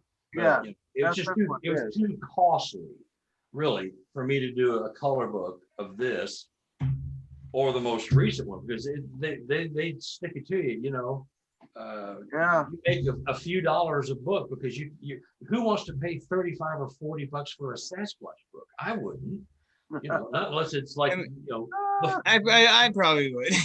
Well, you know, but I mean, if it's a collector's item or something, Yeah, I'm just going, oh my God, that's just ridiculous. So I wouldn't even pay that. You know, I like myself. I wouldn't pay that for my book. You know? So that's why I sell the color ones myself, and they're autographed and they're good. They're well put together. You know, Nice. you know, and I see now why guys write books and don't do any photos or all black and white because it's very expensive. You know, so but you know, I learned my lesson. But anyway. Well, gentlemen, it's getting to do that time. God, I could keep talking though. I tell you what. Yep. You wanna have Carter? How would you feel about coming on for part 3? Finish this conversation. I need some cash. Okay, how All right. much you need? Oh yeah. Of course I'll come. Yeah, no, I love it. This is all fun stuff, guys. This is really cool. You know, so I just feel like we didn't get to finish up. yeah. Well, after the holiday, like after the 4th, Okay. Yeah. you know, Yeah, a couple of yeah. weeks away. You know, I've got some stuff I got to do around the house and stuff. And, Sounds good. but, Yeah, Well, I'd like to get Carter. into some of your witnesses and some of the things you have in your books. Go into some of that a little bit. yeah. That's what I was just gonna say. That next time we have Carter on, maybe if we can get into, you know, like you said, you know, some reports. Maybe. Yeah, and there's a lot of updates, like the stuff that's happening with my people. Like, you know, that I told you that went out and they were slapping on the house. And I get updates from my people occasionally. You know, I'm going to update the new book with a new publisher. Probably I'll get some of my old stuff out. I got some crazy stuff to do that's still up. You know, that they saw one coming out of a cave and their sons. It just, yeah, we could be talking for a long time. Carter, before you go though, what color is that paint on your wall behind you? It is a Glidden. Okay. I'll have to find it. I'll write a note here because I'm gonna look up your quad coalition. I'm gonna get you the paint chip. Yeah. But it's like not Glidden, not Sherwin-Williams. What's the Lowe's paint? It's Bear. No, that's Home Depot. Home Depot's Bear. I don't know. I'm a professional painter. That's my trade. Oh yeah. Yeah. No. I paint for Lincoln Public Schools. I'm actually cool. a maintenance painter for the school system here. Yeah, I just I didn't want know. to get Yeah, that. my I wife's want from to get the Grand color of Island. that paint. That really looks good. Yeah, and it's our home is mid-century, so this is in the mid-century palette. you know. All right, Nick, Yes. I'll come out and paint your house that color. You take me out and we'll do a little exploring. Hey, easy. All That's an right. easy one. You That's get cool. the paint color. I'll supply the labor. You take me out and show me some Dogman stuff. You do know that we're going to LBL at the end of July, right? I'm taking a team out there. I'm talking about a security team. Plus, we're gonna have like Jody Cook out there, DA Roberts. Let's see, a couple of other well-known names. Nate Rudd was supposed to come out, but he can't now. But you know, we're gonna have a bunch of. We're gonna reopen the case, and we're gonna go around there. Cool. Which case is Just this? to let you know, Which case is this? where the family of four was ripped to shreds and killed by a dog man Oh, back in the early '80s. Ugh. So I we're think I've gonna heard- go and visit the area and look around, both daytime and nighttime. Where did that All happen day at, and Nick? At Land Between the Lakes, Tennessee, the Tennessee Okay. side, not Alright. the Kentucky side, the Tennessee side. Taking notes. Oh, yeah. but yeah, hit the website. I'll put the website on the on Jeremiah's things. You can get Yeah, the book. Jeremiah, give us all the website, please. Yeah, I'll Will put do. it on. Yeah. I forgot to tell you guys, I told you my father was on what was his name? Douglas Leg case, the one that plays. He is in Platy's books. It happened in the Adirondacks. Little boy in the 70s. Yeah. Yeah, you're. I told you Oh, that. David Pilates, yeah. Yeah, the kid's name was Douglas Leg. My father was in the New York State BCI at the time. He was on that case, and he's actually. I told you this already, Shawn, but he's got some other stories too as well. But he said if as long as we, didn't push his name out there too much, he would come on and talk to us about a few things. Oh, that'd be great. Yeah. Yeah, Yep. cool. Yeah, whatever he wants to share, cool. Whatever, we'll keep it quiet. It's taken me 2 years to get him to say yeah. So That's Yeah, cool. that'd be though. good. That'd be good. yeah, he doesn't like to talk about it for some reason either. I don't know. Strange. Carter, I Yep. just sent you the link to the Quad Coalition. Okay, Yeah, cool. Yeah, I joined up too. I just sent the link to the website and Jeremiah's All right. thing. So, but I'll soon, as soon as the order comes in, it's through PayPal, and then I ship them off. I do it all Cool. by hand. So, Cool. yeah. Well, stick around for a second after, guys, if you can. Yep. All right. But yeah, guys, awesome show once again. And after the 4th, we will finish this series of 3 we got going here with Carter. Okay. And we'll bring you the grand finale. Gentlemen, thank you. So I don't know how to thank you guys. You did Enjoyed it. amazing. See you, Yeah. Nick, Shawn, Thank you, Jeremiah, man. everybody. Have Bye-bye. a good night. Everyone have a Awesome. good night. Everyone be good to each other and have a good evening. All right. Bye-bye.